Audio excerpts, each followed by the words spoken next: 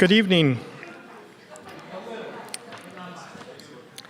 It's good to have so many of you here, all of you. It's good to have all of you here, but it's good to have many of you, many people here, and also joining us by live stream. Welcome to our conversation with Chris Huebner, Associate Professor of Theology and Philosophy at CMU, on the occasion of the launch of his book, Suffering the Truth, Occasional Sermons and Other Reflections, a publication of CMU Press. My name is Arlen, and I'm the director, as many of you know, of Common Word. It's our privilege to be hosting this event this evening. For those participating online, please send a brief chat message with your name and location if you'd like, so we have a sense of who is joining us. After the event, the book will be available to purchase in person at Common Word or online at commonword.ca. We have also an assortment of CMU Press titles that you may want to browse, many significantly discounted, and are available to purchase either in store or online. We're in for a good conversation.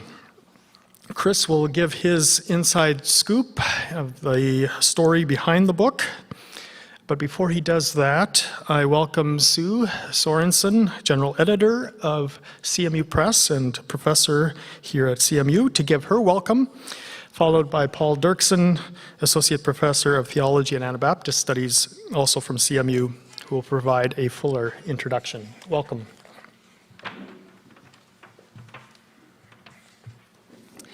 Good evening, everyone. It's delightful to have you here. As Arlen said, my name is Sue Sorensen, and I am here to extend a welcome from CMU Press.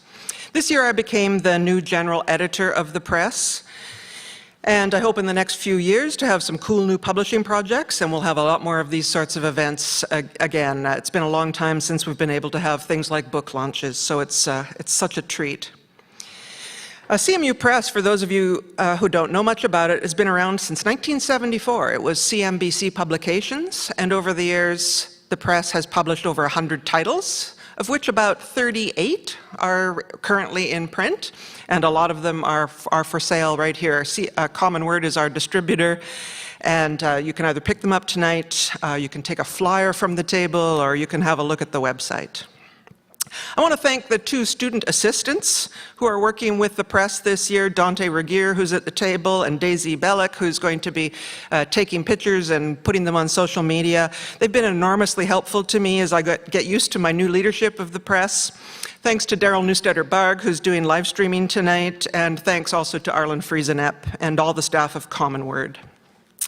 The book we're celebrating tonight was produced about a year and a half ago, so it is not brand new, but nobody really got a chance to do anything with it because of this thing that's been going on. It was more or less impossible to do a launch last year, so here we are tonight, at last, to say congratulations to Chris Huebner on the publication of Suffering the Truth, which you can see goes either this way or the conventional way. It's like this multi-purpose book that can be horizontal or vertical.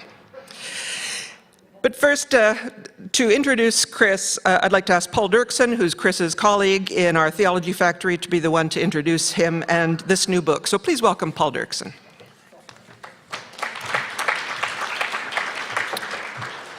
Thank you kindly, and good evening. I'm just delighted to introduce Dr. Chris Huebner, the author of Suffering the Truth, Occasional Sermons and Reflections. He's Associate Professor here of Philosophy and Theology, and I dare say a friend, I'm happy to say. Chris is married to Rachel, and she is the Manager of Clinical Health Services at Winnipeg Clinic. They have 3 children, Miriam, Jonah, and Marcus, and all of them are here tonight, at least none of them? I saw them a moment ago. Oh, they took off already. The good part was over. They were eating McDonald's, and now they're on their way. Another family connection many of you know of is that Chris's dad, Harry, is Emeritus Professor of Philosophy and Theology here at CMU as well. In fact, there is just an absolutely lovely 50th anniversary tribute to Agnes and Harry in this collection of sermons. I think you'll enjoy it. Just a few words about the book itself. Some years ago, I found myself in the position that Sue is in now as general editor of CMU Press, square peg, round hole, and all that. And Chris and I had some conversations during those years about the possibility of publishing some of his sermons. Now, he's published other stuff, other books, essays, articles, and reviews, but this project is just a bit different. We know Chris around here as a philosopher, a theologian, a very fine thinker whose work ranges across literature, art, social theory, and so on.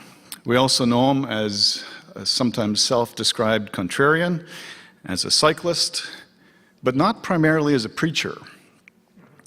This book will, I hope, add that dimension to his reputation. This book is very much a collection of sermons. These are not essays disguised as sermons. They're not talks. They're sermons. So as we might expect, they draw on all kinds of sources. On Dante, Shakespeare, Karl Barth shows up, Marilyn Robinson, Stanley Cavell, Stanley Hauerwas, and so on. But to highlight that kind of dimension to this book is not to do justice to what we have here. This collection of sermons is framed by Chris's gratitude to worshiping congregations in which they were delivered. It's structured around the church liturgical year, and the book itself is dedicated to 4 different preachers that have played significant roles in Chris's life.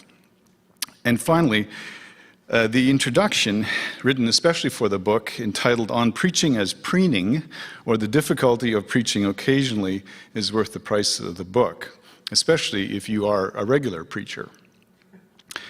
According to Reverend Dr. David Whittecomb's review of the book, I had him review this book for Direction Journal, what we have here is, in his words, short, elegant, but sharp excursions in Christian thinking. I hesitate to resist Whittecomb's interpretation, but let me do so anyway. I want to emphasize these are not only excursions in thinking, but what we have here are serious considerations of what the Christian life calls us to do and be and live. So if I may say so, I really like this book. So much so that when I was assigned a sermon myself for the past Ascension Sunday, I turned to Chris's sermon in this book, found it extremely helpful.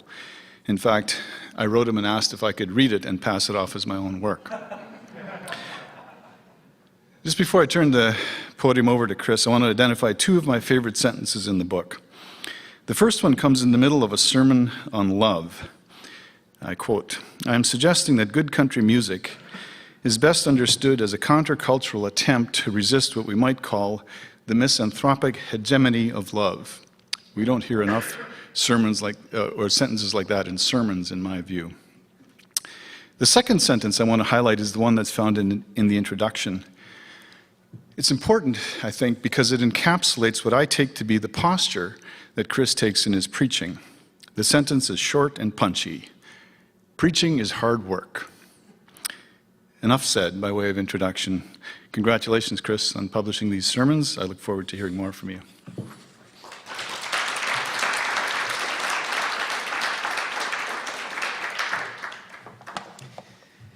Well, thanks, Paul, for not only for those kind words, but for helping me see the book that wasn't here, but now is a number of years ago, just in our conversations. Yeah,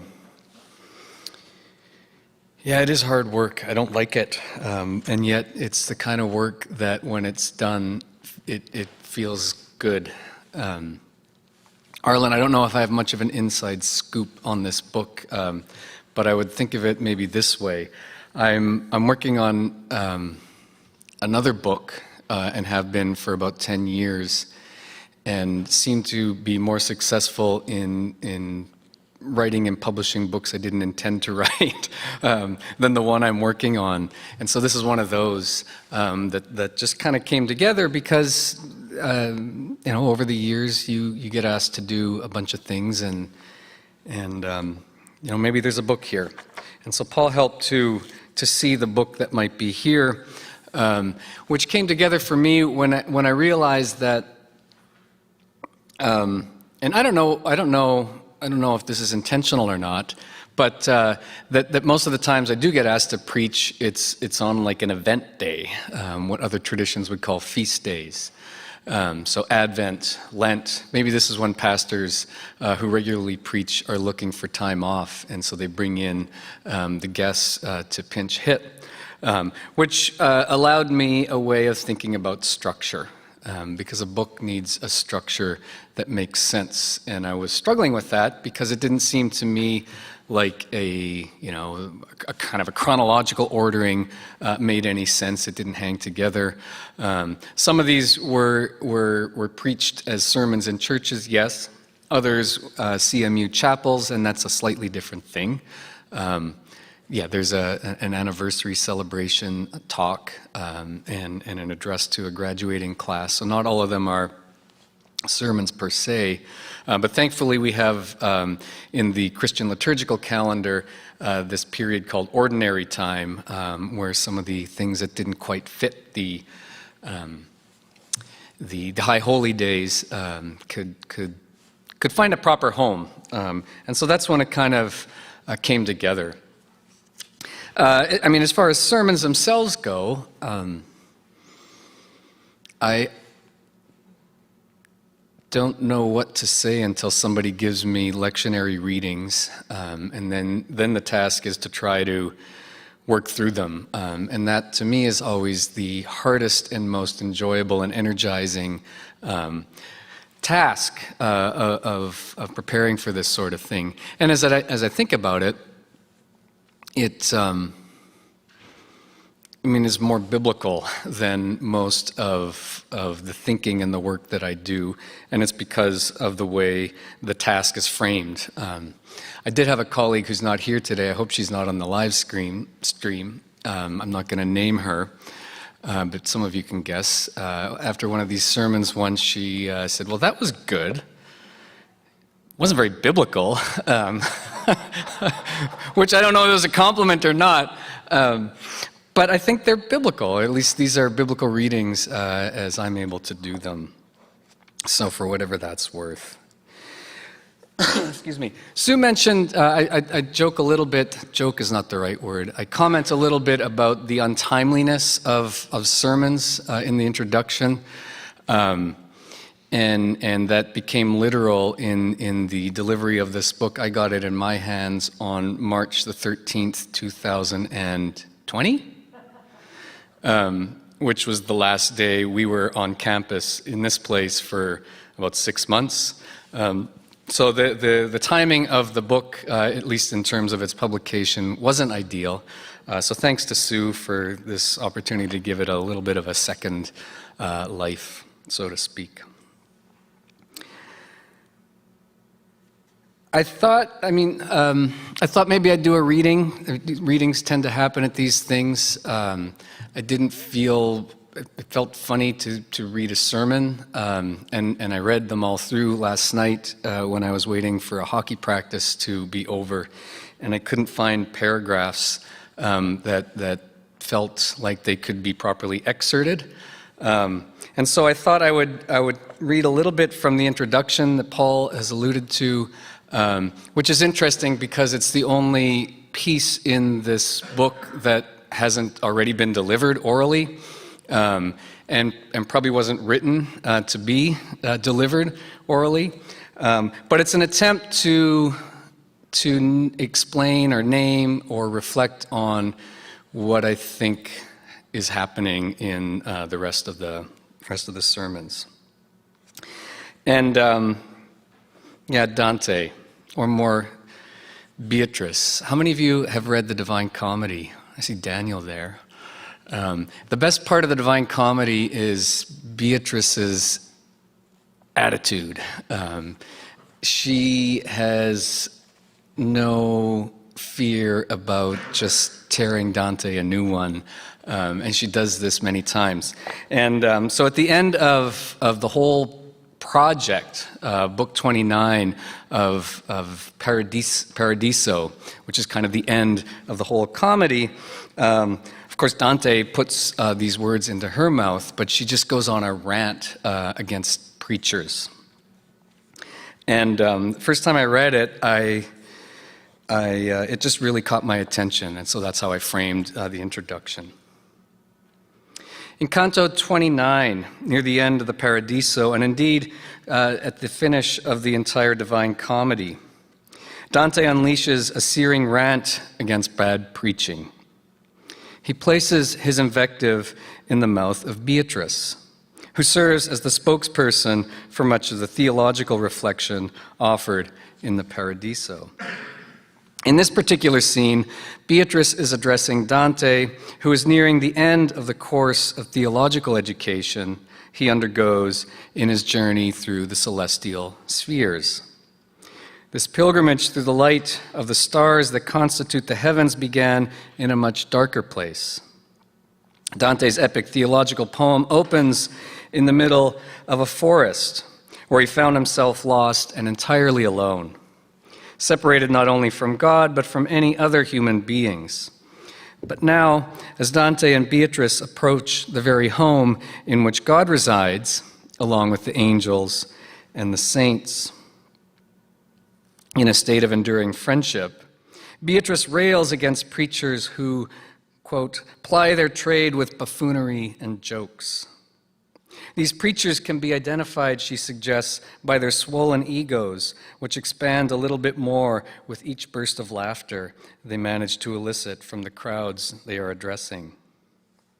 The translator of this particular edition, Robert Hollander, describes their efforts as a form of preaching as preening. I love that image. Beatrice, and I hope it's not accurate, but whatever. Beatrice is critical of sermons that are presented as if they are offerings in a contest among orators who are engaged in a battle against one another to win the approval of an audience that asks for nothing more than to be entertained. If she had been speaking in the 21st century rather than the 14th, Beatrice may well have referred to the significance given to television ratings or to examples drawn from reality TV shows in which the votes of viewers determine the outcome of the story. In Dante's time as our own, the church finds itself in a complicated relationship with the entertainment industry. Beatrice is concerned that both preachers and their congregations have become captivated by what she calls the love of show, in a way that suggests they have lost sight of God. Describing preachers, she says, each strives to gain attention by inventing new ideas, but the gospel remains silent. Indeed, she suggests that the silence of the gospel is directly proportional to the volume of the shouting that issues from the pulpit.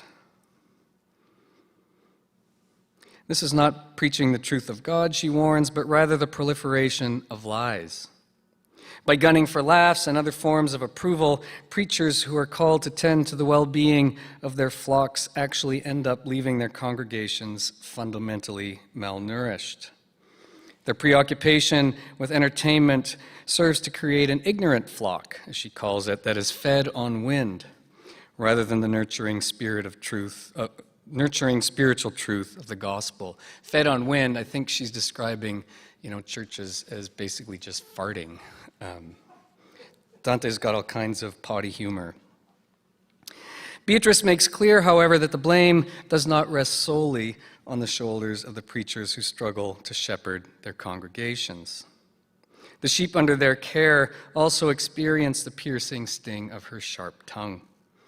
The congregation is equally part of the problem in the eyes of Beatrice, because they have equated the Word of God with something that leaves them amused and self-satisfied. Beatrice thus elaborates a scene in which preachers and their congregations are entangled in a vicious cycle that leaves them all estranged from the truth. Not only are they estranged from the truth, they are equally estranged from one another. Each of them, in their own way, desires nothing more than the satisfaction of the self. And this creates conditions that serve to block them from being drawn into the strange and excessively generous love of God. Beatrice seems to be suggesting that to be preoccupied with entertainment is to be preoccupied with the self-confirming loves that underwrite an invulnerable posture of mastery.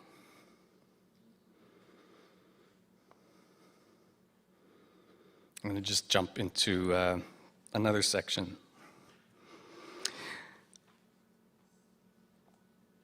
Yeah, I love this stuff. Dante. One of the key roles that Beatrice plays for Dante is to help him keep his eyes properly trained or disciplined.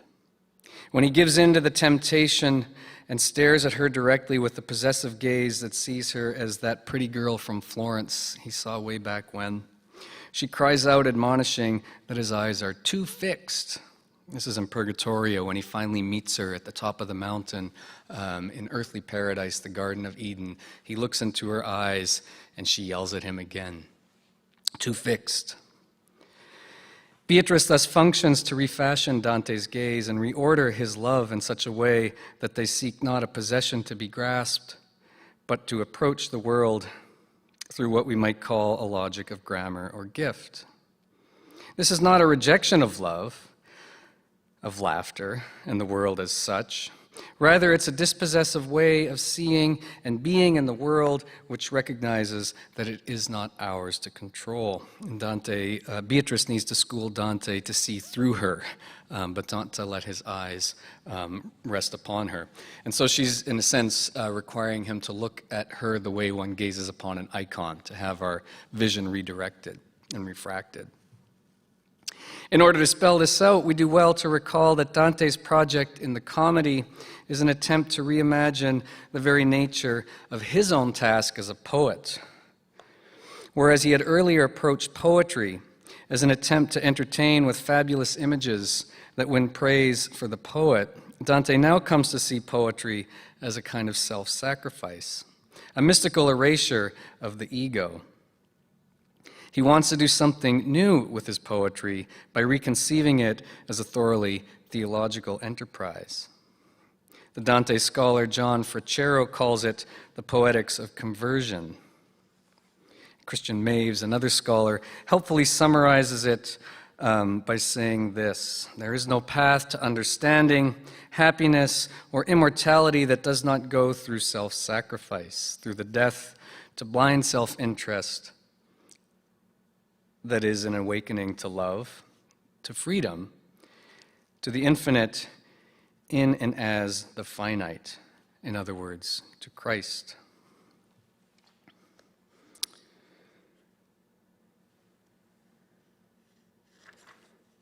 Two more paragraphs on Dante.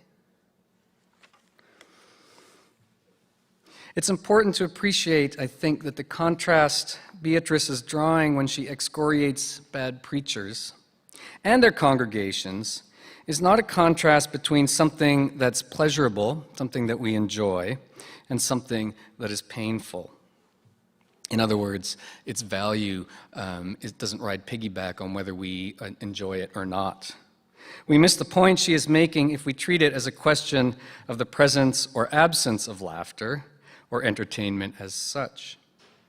On the contrary, Dante insists that we are right to enjoy this new kind of poetry he's creating, perhaps even to smile or laugh when we hear it. But if the poetry works, it's a big if, it will elicit a new sort of laughter. And if there's laughter here, it might be called the laughter of God. This is a laughter that serves to surrender the finite mind and ego rather than strengthening them. It corrects the egocentric laughter that arises when we take ourselves too seriously. It's the delicate balance of this task that Beatrice is underscoring in her comments on the art of preaching. Like Dante's higher poetry, as he calls it, the preacher seeks not to win approval, but to speak truthfully of God. And this happens only if the preacher herself fades from view, a complicated task, and the congregation ceases to be blindly self-absorbed. Now, it's important to take note of the setting in which these words of Beatrice are placed.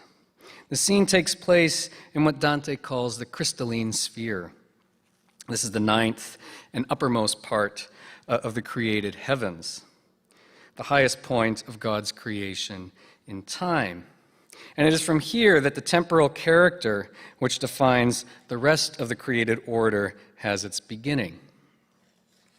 Beyond the crystalline sphere lies the empyrean, the uncreated, eternal, and placeless place in which God resides along with the angels and the saints.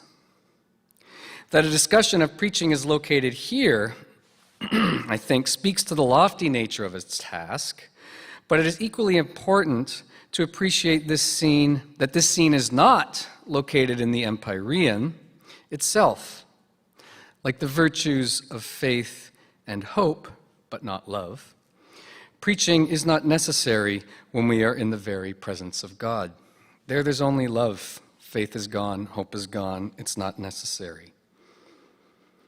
In other words, preaching is an earthly task. It's an essentially human activity. And though it speaks of the Creator, it does so in a manner of speech that is appropriate for creatures. Preaching is necessary, in other words, precisely because we are not divine. Among other things, it sets out to save us from the temptation to think and act as if we occupy the place of God. But this is what both the preacher and the congregation seem to have forgotten in Beatrice's depiction of bad preaching. They can both be said to exhibit a posture of invulnerability, which is how we appropriately describe God. But this is to enact a sort of self-deception that is forgetful of its very creatureliness. That is because to be a creature is to be a being whose life is essentially fragile, dependent, and vulnerable.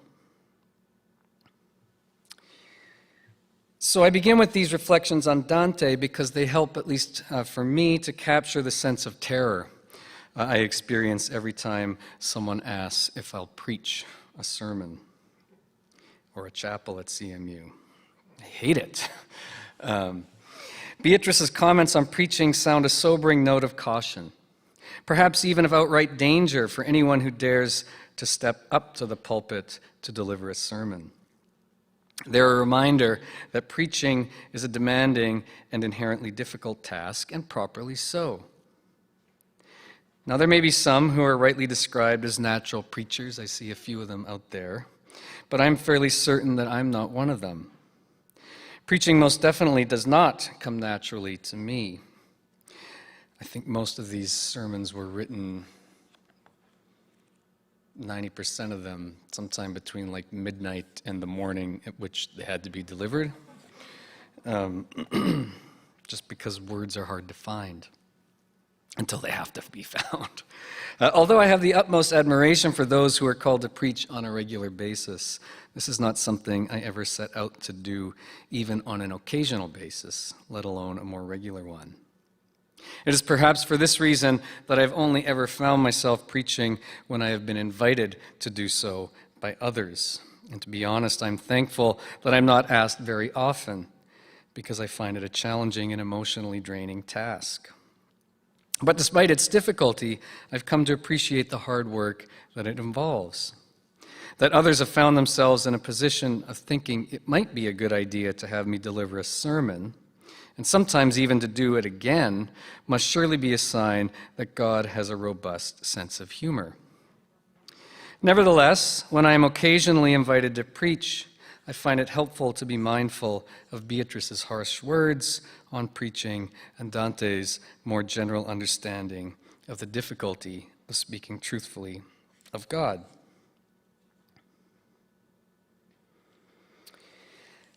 Maybe just a few comments on occasional. Paul thought we should talk about that.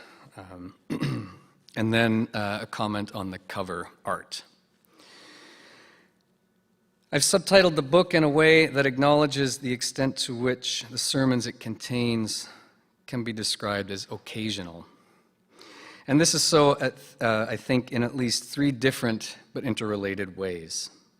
First, I've already alluded to the fact that I only find myself in the pulpit every once in a while, at most once or twice a year.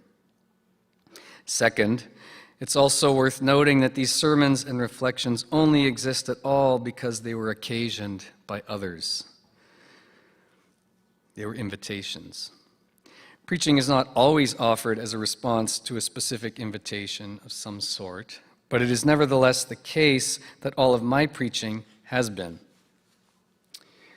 By saying this, I don't mean to disavow the words that constitute the book, let alone lay the groundwork for placing the blame on others when they might be said to go wrong. But it is surely significant that they do not arise out of any sort of formal office of preaching or any kind of self-directed, intentional work. And it's one of the, for me, the interesting thing about that is I think it changes the very tone. Most of the other writing I do is stuff I want to do, and these aren't. And yet I do them anyway. Now there's a third sense in which these sermons can be described as occasional. And that is because they happen to coincide with special occasions that celebrate key moments in the Christian calendar. Indeed, many of them fall on days that would in other traditions, be called feast days. And because of this, I've decided to order them according to the liturgical calendar, the way I mentioned earlier. So the book begins with a sermon on Advent, the season we're in right now, which is the beginning of the Christian year. It moves through the seasons of Epiphany, Lent, and Easter, and it concludes with a sermon that was delivered on Peace Sunday. Now, that one's not in all Christian calendars, but Mennonite churches celebrate it in mid-November, just before the new year once again commences in Advent. And so that's how they all kind of hang together. The cover. I don't know how many of you have had a chance to see it. It's quite a stunning image. It's an image of my son Jonah isn't here, but if he were, he'd be very upset if I referred to it as a whale. It's not a whale, it's a giant fish. Jonah has actually read the book of Jonah and noted that there's no mention of a whale in that book, and it drives him crazy when people make whale jokes. But it's a giant fish. And the story of this fish, I'm glad Irma's here, because one day when I was coming out of my Christianity and art class and had just been talking to students about the catacombs, which is where the first kind of recognizably Christian art shows up. And the most common or popular image in the catacombs are various sorts of relatively crude drawings of the Jonah story. So Jonah lying under the tree, Jonah getting tossed overboard the boat, spit out of the fish. So I was telling Irma this about this class, and she proceeded to tell me about a trip that you made once, right? Somewhere in East Czech Republic, probably, or Poland, about what she called Jonah pulpits, or maybe I called them that. So pulpits that are in the form of the fish. And so you are this massive fish, elaborately decorated, and the preacher is kind of standing out of the mouth, right? And it's really interesting. It's preaching as a kind of vomiting out from the fish, but also very helpfully captures for me both the sense of terror that Jonah obviously represents in the story about being called to speak, the resistance, and I suppose the futility of that resistance. And so you kind of get spit out. And ever since I heard about these, I thought, wouldn't it be cool? I'm going to keep preaching just so maybe someday I can preach from one of these fish. I think that would be really neat. So in conversation with Matthew Veith, who designed the cover, we actually got permission to use this photograph of the fish pulpit from a church somewhere in, I think it's southwestern Poland. But 18th century Poland, these were a really popular thing. You can find some in Austria, some in Croatia, a few in the Czech Republic. And I think it's just a beautiful image. So if nothing else, get that, cut it out, send it as a postcard, and give the book to someone else. Thank you for showing up. It's wonderful to see people in this room. It's been far too quiet and empty these last couple of years. I very much appreciate your being here.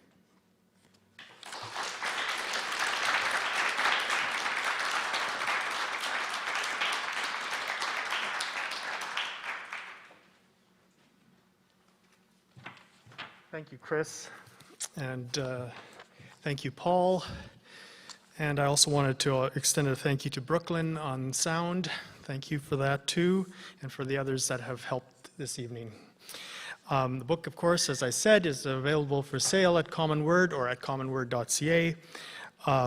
Before you leave tonight, please make sure to take some of the refreshment that CMU Press Sue and CMU Press has made available. And I look forward to talking to many of you on the other side of the counter. Thanks again, Chris. Let's give Chris another hand. I wish you all safety and good health and a good night. Thanks.